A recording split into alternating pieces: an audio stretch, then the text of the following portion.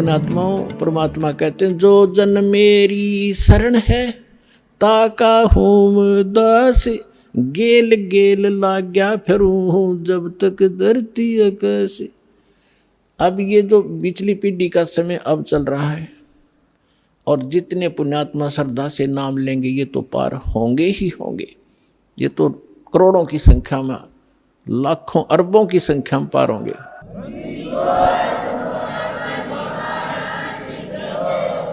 लेकिन इस भक्ति युग के अंत में कुछ ऐसे काल के दूत आएंगे, धीरे धीरे भ्रमित करना शुरू करेंगे, तो अपने आप ऑटोमेटिकली है वो तो होगा ही होगा। उस समय कुछ भक्त रह जाएंगे, वो पार ना हो पाएंगे।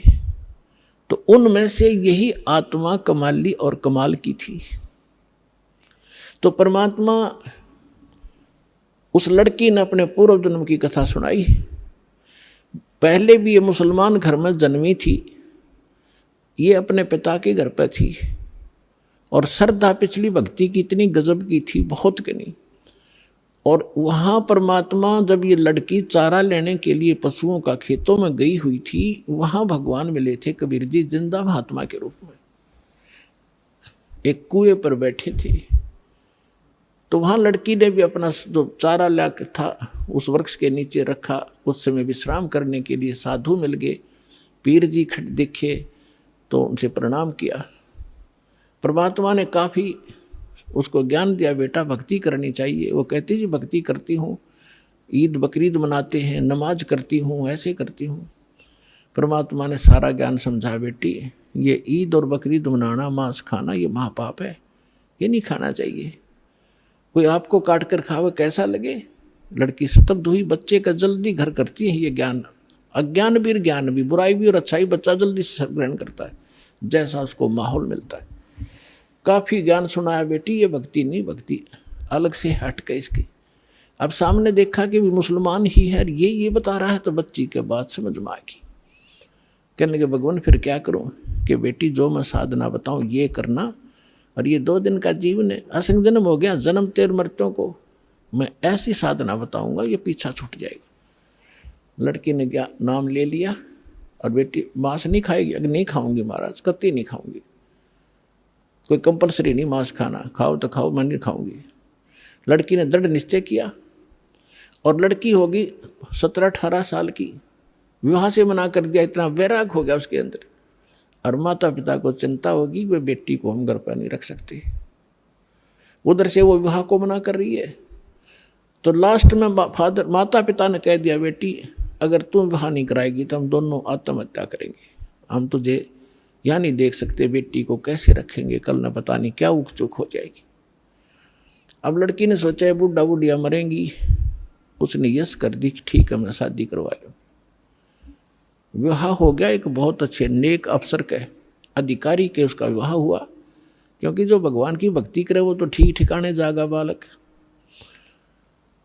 वो नेक आदमी था, मुसलमान, भगवान से डरने वाला था। ठीक है हम परंपरागत से गलतियां कर भी रहे अपने समाज अनुसार, लेकिन पिछले संस्कार भी हमारे साथ रहते। वो बहुत ही अच्छा आदमी था, नेक आदमी था, भगवान से डरने वाला। वैसे भी स्वभाव अच्छा होता व्यक्तियों का, चाहे हिंदू हो, चाहे मुसलमान, सिख हो, ऐसा ही उनका अपना भी कुछ आधार होता पूर्व जन्म का।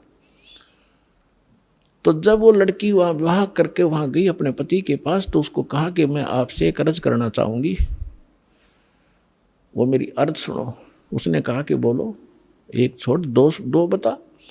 कि मैं संतानों उत्पत्ति नहीं करूँगी, मैं सप्रस नहीं करूँगी आपको, और आपने यदि मेरे साथ बलपूर्वक किया तो मैं आत्महत्या कर लूँगी। तो उसने कहा, उसका नाम राबिया था, कि राबी आपने निकाह कबूल क्यों किया? मना कर देती, कोई कंपलसरी मुसलमानों में एक ऑप्शन है, लड़की स्वीकृति देगी तो ब्याह होगा, नहीं तो नहीं होगा। तो उसने कहा कि राबिया ने कहा कि मेरी मजबूरी थी इसलिए मैंने स्वीकृति देनी पड़ी। उसके पति ने पूछा कि मजबूरी क्या थी तेरी? कि मैं चाहती हूँ भगवान की भक्ति करना, और मुझे एक संत मिले थे, उन्होंने मुझे ज्ञान दिया था, उस आधार पर मैं दृढ़ हूँ, और यो असंग जन्म का झंझट टिपका खत्म कराऊंगी। मैं इसलिए ब्याह नहीं करवाऊँ थी, माता पिता से मैं तो उसने कहा कि अपने माता पिता के सामने मना करना था कि मैंने खूब किया था। उन दोनों ने आत्महत्या करने की ठान ली पक्की, तब मैंने स्वीकृति देनी पड़ेगी।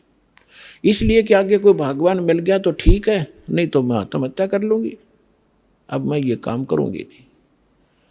वो दयालु था, उसने कहा। और मुसलमानों में अनेक शादियाँ हो जाती हैं, एक कोई खास बातें नहीं उनके लिए थे।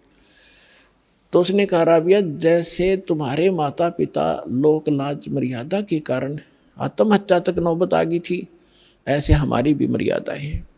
ठीक है, मैं वचन देता हूँ आज के बाद तू मेरी सिस्टर की तरह रहेगी, लेकिन समाज की दृष्टि में तूने मेरी पत्नी की तरह रहना पड़ेगा, और तेरे लिए अलग स्थान बना दूंगा, खूब भक्ति कर, पर मरिए मत, ये पाप मुझे लगेगा, मैं अपना और विवाह करा लूँगा। तो उसने ऐसा ही किया।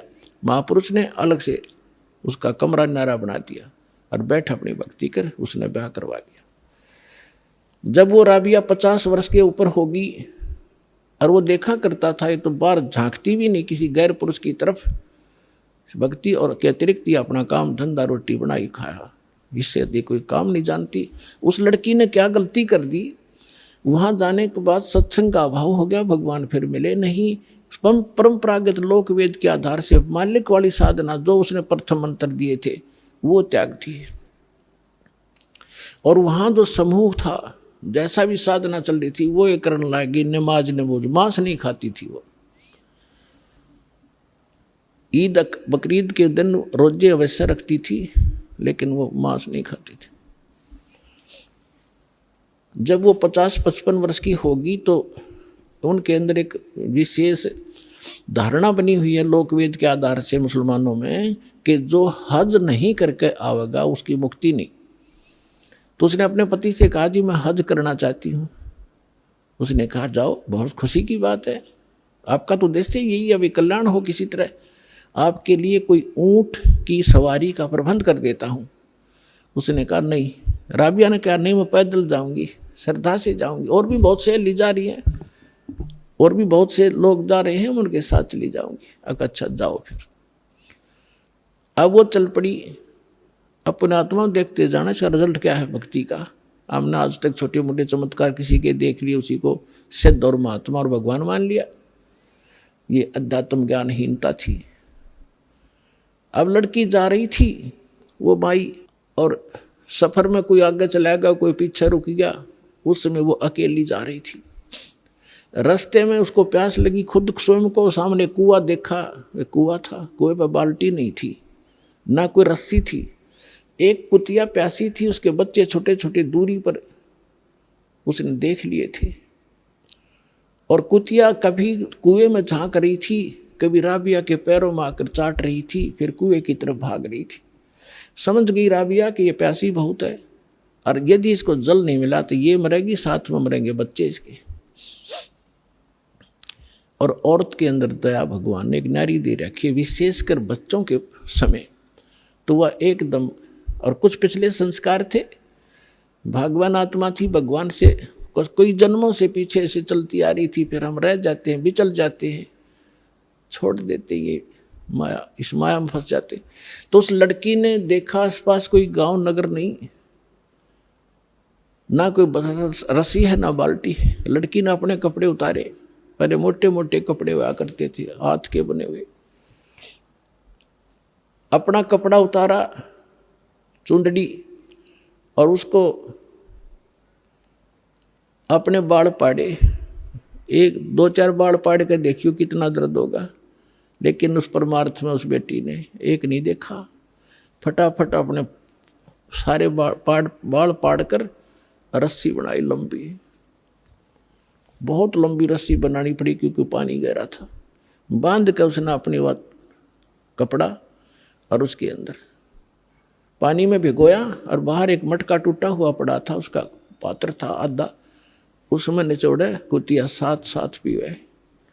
वह कुतिया छका दी, अपने बाड़ बूढ़ खून खान निकला था उसको पूछ पाछ के, और चालन की तैयारी करी थी। उधर से वो मक्का एक स्ट्रक्चर, एक मंदिर न्यों का न्यों उठ गया जहाज की तरह, और उस कुएं के साथ में आकर लग गया, जैसे प्लेटफार्म पर गाड़ी लग जाती है रेलगाड़ी, अब उसने देखा, उसने जाना ही मक्का में था, उसने सोची तो पहुंच गई मक्का, फट मक्के में प्रवेश किया। फिर वहां से उठा, वहां के लोग दे हैरान है, मक्का गया कहाँ। उस समय एक अब्राहिम अधम नाम, सुल्तान नाम का एक व्यक्ति था, वो अपने पूर्व जन्म में भी संस्कारी था, ऐसे ही भगवान का ही वो पिछला संस्कारी था। और उसने भी उसको भी उस जन्म में परमात्मा कबीर जी मिले थे, जिंदा महात्मा के रूप में उसको भी ज्ञान दे रखा था। और वो सुल्तान अधम वाली आत्मा, सुल्तान अधम तो वो आगे आके बना है, वही आत्मा उस मक्का में गई हुई थी मुसलमान होने के नाते, कि वहाँ के लोगों को समझाऊंगा कि ये साधना गलत है। तो वहाँ वो प्रचार कर ही रहा था बैठ के, तो लोगों ने पूछा ये मक्का कहाँ गया। तब अधम सुल्तान ने कहा, उस आत्मा ने कहा, मक्का नहीं मकाम और गया रांड के लेन को नो कह अधम सुल्तान। अब सुल्तान अधम तो ये कह रहा है कि एक रांड को लेने गया, निकम्मी औरत को। अब आम आदमी के गले कैसे उतरे कि निकम्मी आदमी औरत को के लिए मक्का चला गया। लेकिन वो किस दृष्टिकोण से कह रहा था, कहते सुल्तान अधम मक्के गया, मक्का नहीं मुकाम, गया रांड के लेन कुनू कहे अदम सुल्तान। वो कहने लगे कि आप क्या बात है, कैसे किसको लेने का, इतने मक्का वापस आ गया। उसमें वापस आया तो वो लड़की जिसके सिर पर बाल नहीं, सारी कहानी उसने बताई। और देखने वाले भी आसपास निकट इकट्ठे हो गए थे, कैसे हो गया। वो भी मक्के में चढ़ लिए साथ में। तो आकर जब उसने पूछा कि क्या कारण हुआ, उन्होंने सब ने मिलकर बताया कि ऐसे ऐसे इसने एक कुतिया और उसके बच्चों की जान बचाई, बाढ़ पाट कर रस्सी बांट के पानी पिया। और ये उद्देश्य लेकर यहाँ आ ही रही थी, तो भगवान ने इसके लिए मक्का ही भेज दिया। तो इतनी प्रशंसा की पात्र बन गई पूरे मुसलमान धर्म में कि भक्ति हो तो राबी जैसी, भक्ति हो तो राबी जैसी, जिसके लिए मक्का भी उठकर चला गया। लेकिन क्या इससे मोक्ष था उसका? फिर अब्राहिम सुल्तान से पूछा कि आप इसको ऐसी निकम्मी लड़की क्यों कह रहे थे, इसने तो ऐसा कुर्बानी कर दी, जिसके लिए मक्का चला गया, उसको आपने कैसे कहा ये निकम्मी लड़की है? तब अब्राहिम सुल्तान वाली आत्मा ने कहा कि यह निकम्मी है, इसको भगवान मिले थे जिंदा महात्मा के रूप में, इसने वह भक्ति छोड़ दी, ये डलेड हो रही है, इसलिए निकम्मी है। उसके बाद राबी ने बताया कि फिर मेरा जन्म वो मृत्यु होगी, वहां मेरी प्रशंसा हो रही है, अगला जन्म मेरा एक बांसुरी का हो गया। एक बांसुरी नाम की लड़की बनी मैं, और गाने गा गा के इतनी सुरीली आवाज से पर धार्मिक भगवान की शब्द सुनाया करती थी, बहुत प्रसिद्ध होगी। और वह भी फिर वृद्ध हुई जब मक्के में गई। अब मक्के में जाकर उसने पता था कि जो मक्के में मरता है, ऐसा ज्ञान सुन रखा था लोक वेद से, वो सीधा भिष्ट जाता है, स्वर्ग में जाता है, हेवन में जाता है।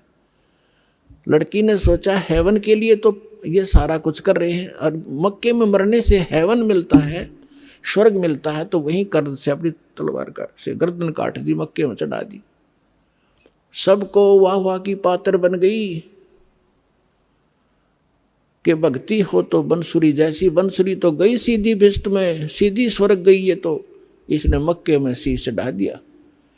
फिर बताती है कि मैं कहाँ गई, अगला जन्म मेरा एक वैश्या का बना, मैंने अपने खूब कर्म फोड़े, वो मेरा जन्म फिर समाप्त हुआ।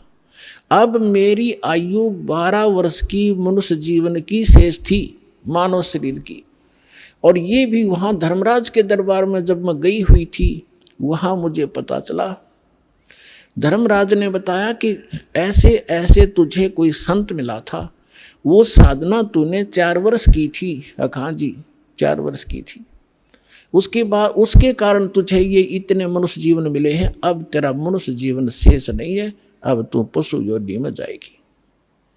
कुछ दिन इंतजार कर, तेरा नंबर आते ही वहां ठोक देंगे तुझे। तो उसने बताया कि ये आज परमात्मा खुद पहुंचे वहां पर, और धर्मराज के सामने वकालत करी वकील बन के कि ये मेरी भक्तनी थी, पिछले जन्म में मेरी साधना कर रखी है, इसको छोड़, तू अकाउंट नहीं ले सकता। धर्मराज ने हाथ जोड़ लिए और इनको वापस दे दी। मेरी आत्मा में यहाँ खड़ी हुआ। लोगों, ये भगवान आए हैं, ये अल्लाह अकबर है, आँख खोल लो, चरण ले लो। लाखों लोगों ने कबीर साहब की शरण ली। बोलो सतगुरुदेव।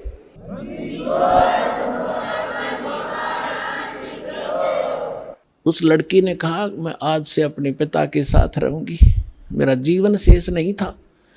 आज इस दाता ने मेरे को मनुष्य जीवन अपनी शक्ति से एक्सटेंड किया है। समर्थ का शरणाग हो, रंग होरी हो, भाई कदे न हो काज, राम रंग होरी हो। ऋग्वेद मंडल नंबर 10 सूक्त 161 मंत्र 2 कबीर साहब के ऊपर खरा उतरता है। तो who is God? Kabir is God. और कितनी कथा सुनाऊं आपको इस समर्थ भगवान की। और कृष्ण जी की हम एक कथा गाया करते थे, उसने सुन सुन के भगवान मान लिया। तो कबीर साहब समझाया करते थे, कबीर साहब कहा करते थे, बंधन काटे विपत में, कठिन कियो संग्राम, चिन्नो रे नर प्राणिया, वो गरुड़ बड़ो के राम। परमात्मा समझाया करते थे उस समय कि तुम श्री राम को भगवान बताते हो, और जो तुम्हारी कथा में है रामायण में कि श्री रामचंद्र जी को, रामचंद्र जी के ऊपर पूरी सेना के ऊपर नाग फांस का एक हथियार छोड़ दिया था।